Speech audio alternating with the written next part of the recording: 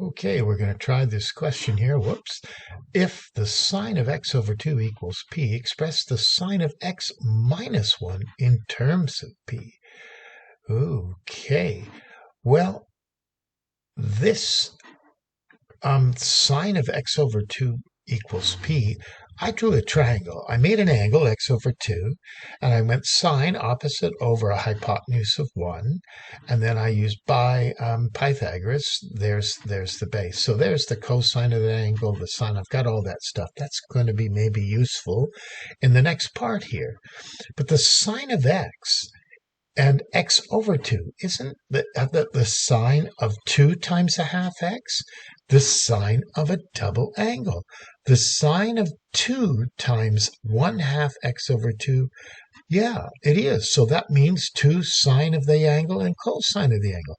2 sine x over 2 cos x over 2 minus 1. But what's the sine of x over 2? We just said it was pi.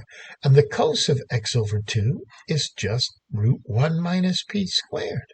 So this whole thing, in terms of p, sine x is really 2p. There's your sine x over 2. There's your cos x over 2, root 1 minus p squared over 1.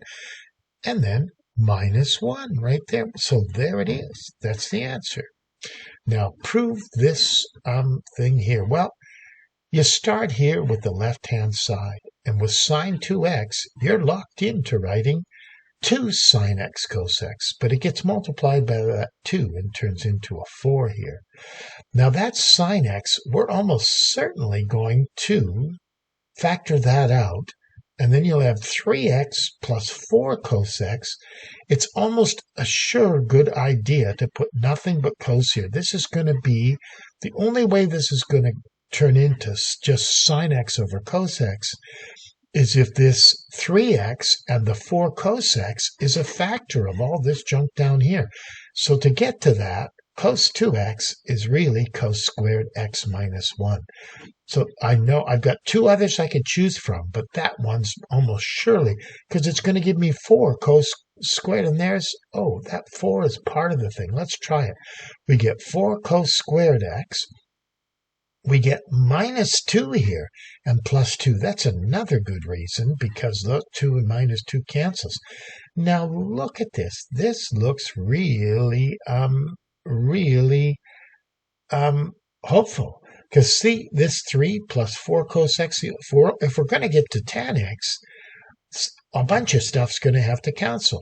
Oh, it's always factor and cancel. So put cos x on the outside like that. Oh, look at this. Cos x times 3, that gives me the 3 cos x. Cos x times 4 cos x, that gives me that. Those guys cancel. Whoops, those guys cancel. And we get sine x over cos x, which is tan x, and that equals the right-hand side. There's the whole thing done. All righty.